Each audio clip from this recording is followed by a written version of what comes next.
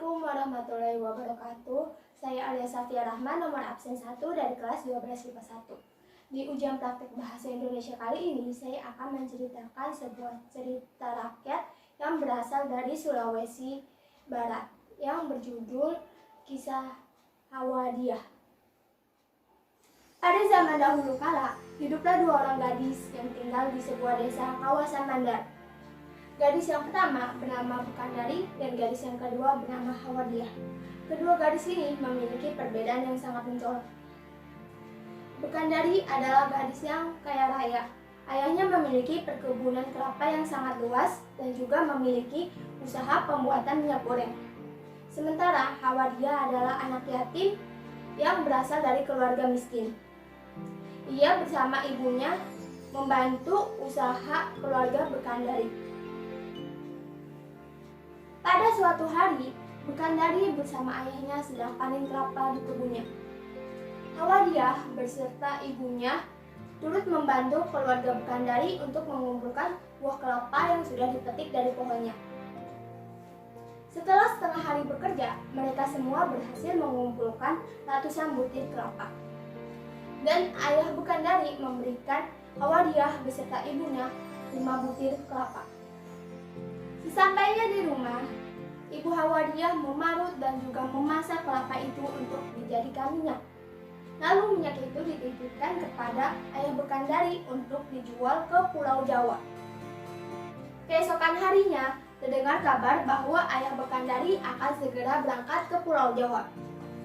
Mendengar kabar tersebut, ibu Hawadiah beserta penduduk desa berbondong-bondong menitipkan minyak kelapa kepada ayah Bukandari untuk dijual ke Maradia, Jawa. Tetapi sebelum menyerahkannya ke ayah Bukandari, ibu Hawadiah membacakan sebuah mantra lalu meniupkannya ke minyak tersebut. Dengan harapan Maradia Jawa akan tertarik dan jatuh hati kepada Hawadiah saat melihat dan juga mencium bau minyak tersebut. Setelah menyiapkan beberapa keperluan, ayah Bukandari bersama beberapa orang pekerjanya berangkat menuju Pulau Jawa dengan menaiki kapal pribadi. Sudah 5 hari 5 malam, kapal tersebut terombang-ambing di tengah laut. Padahal, perjalanan dari Teluk Mandar menuju Pulau Jawa biasanya ditempuh selama 3 hari 3 malam. Itulah yang menyebabkan juragan minyak tersebut menjadi bingung dan panik. Hei nahkoda, kenapa kapal kita belum juga sampai di Pulau Jawa? Bukankah kita sudah 5 hari 5 malam di tengah lautan? Maaf Tuan, saya juga tidak tahu apa yang menjadi penyebabnya. Mendengar jawaban tersebut, ayah Bukandari terdiam sejenak. Beberapa saat kemudian, ia pun teringat akan suatu hal. Rupanya, dia lupa membawa titipan minyak kelapa ibu Hawadiah. Setelah benar-benar yakin bahwa itulah penyebabnya, ayah Bukandari memerintahkan kepada nahkodanya agar memutar arah haluan kapal. Dengan diselimuti tanda tanya, sang nahkoda pun segera memutar balikan arah haluan kapal. Setelah 5 hari 5 malam, mereka sampai di Teluk Mandar. Ayah Bukandari segera mengambil minyak titipan ibu Hawadiah di rumahnya. Lalu, ia kembali berangkat ke Pulau Jawa. Alangkah terkejutnya juragan kaya itu beserta anak buahnya, karena hanya 2 hari 2 malam mereka sudah sampai di Pulau Jawa. Setibanya di Pulau Jawa, ayah Bukandari langsung membawa semua minyaknya menuju kediaman Maradia Jawa. Alangkah senangnya Maradia Jawa karena ayah Bukandari membawakannya banyak sekali minyak kelapa untuk ia jual kembali kepada para pedagang dari luar negeri. Begitu pula ayah Bukandari, ia juga merasa sangat senang karena minyak kelapanya habis terjual. Setelah membeli beberapa keperluan, ayah Bukandari bersama rombongannya kembali menuju tanah Mandar.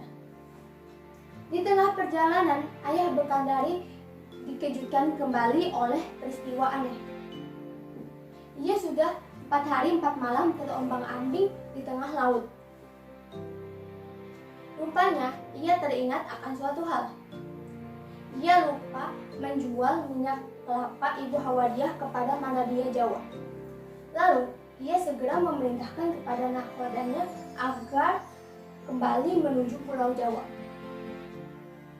Setelah menjual minyak kelapa tersebut, dalam jangka waktu 2 hari 2 malam, Ayah Bekandari bersama rombongannya sudah sampai di Tanah Mandar.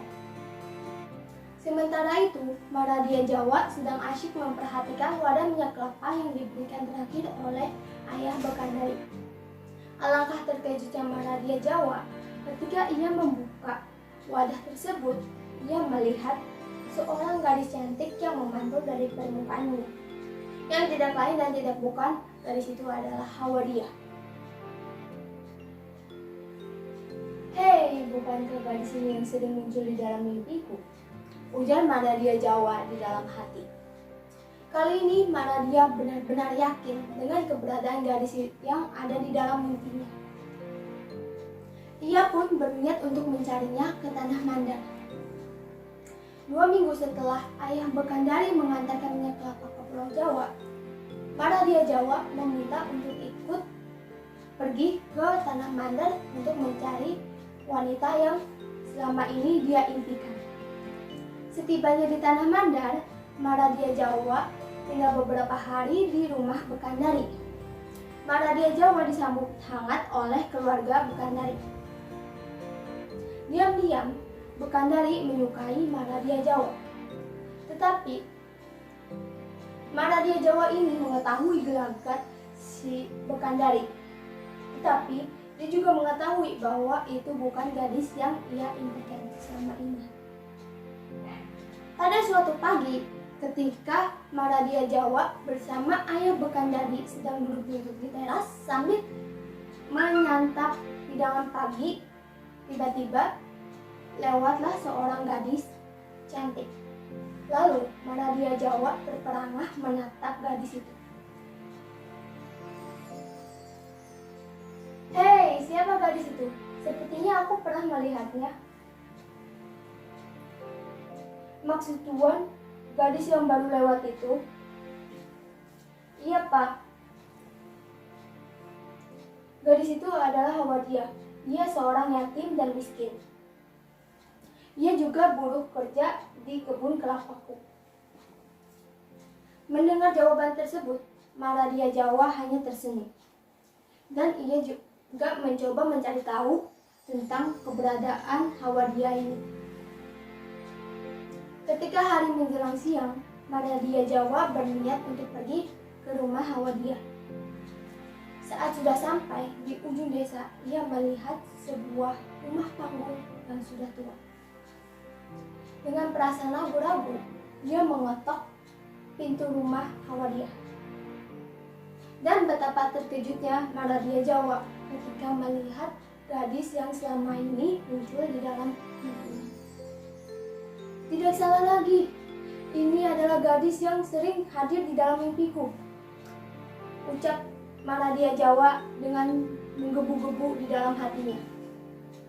Pada saat itu pula, Maradia Jawa berniat untuk meminang Hawadiah Jawa dan melangsungkan pernikahannya dengan meriah di Pulau Jawa.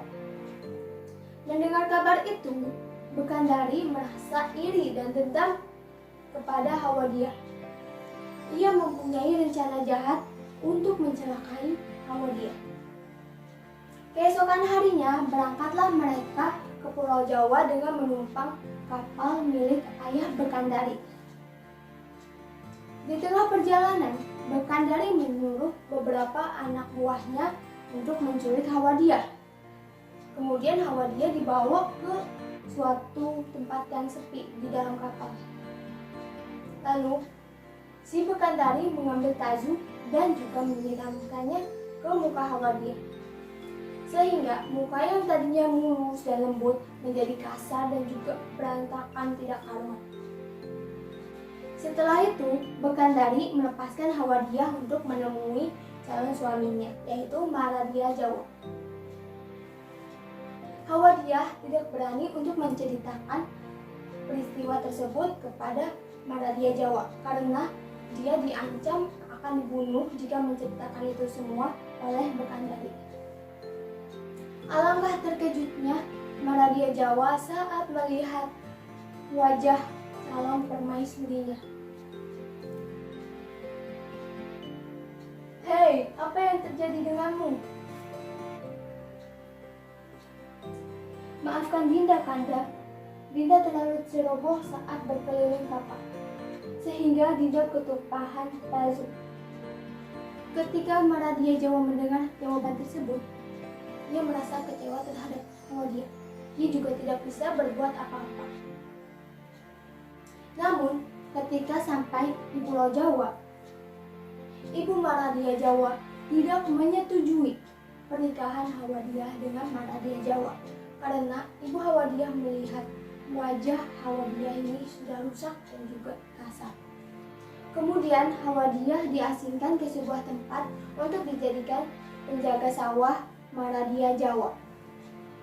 Akhirnya, Ibu Maradia Jawa memutuskan untuk menikahkan Maradia Jawa dengan Bekandari. Pada suatu pagi, beberapa orang pengawal Maradia Jawa diperintahkan untuk mengantarkan makanan kepada Hawadiah. Alangkah terkejutnya mereka ketika mereka melihat seorang gadis cantik yang sedang duduk di rumah-rumah sawah. "Hei, siapa kamu? Kemana perginya gadis si buruk rupa itu?" "Maaf, Tuan, akulah Hawadiah, gadis si buruk rupa itu." Sang pengawal yang mendengar jawaban itu tersentak kaget. Para pengawal tersebut tidak percaya dengan apa yang dilihatnya. "Bagaimana bisa kamu berubah menjadi cantik seperti itu?" Hawadiah pun menceritakan semua kejadian yang dialaminya. Bahwa ada seekor burung kakatua yang memerintahkannya untuk mandi di dalam sungai agar muka Hawadiah bisa kembali lagi seperti semula. Dan ia juga menceritakan bahwa mukanya yang kasar itu jadi akibat ulahnya Bekandari. Setelah mendengar cerita Hawadiah tersebut, para pengawal Maradia Jawa melaporkan cerita tersebut kepada Maradia Jawa. Pada awalnya, Maradia Jawa tidak percaya akan cerita tersebut.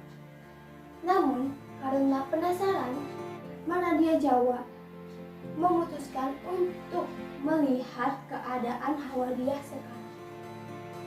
Sesampainya di sawah, Maradia Jawa tersentak kaget. Ia terkejut karena melihat muka Hawadiah sudah kembali seperti semula. Dan ia langsung memeluknya dengan erat. "Maafkan Kanda, Dinda. Kanda sudah mengetahui semuanya. Ternyata Kanda selama ini dibohongi oleh Bekandari." Akhirnya, Maradia Jawa mengajak Hawadiah untuk kembali ke istana. Sesampainya di istana, Bekandari langsung diusir oleh Maradia Jawa. Dan Maradia Jawa langsung memutuskan hubungan dagang antara Maradia Jawa dengan ayah Bekandari. Lalu, pesta pernikahan Hawadiah dengan Maradia Jawa dilangsungkan dengan sangat meriah. Terima kasih sudah mendengarkan cerita ini hingga akhir. Wassalamualaikum warahmatullahi wabarakatuh.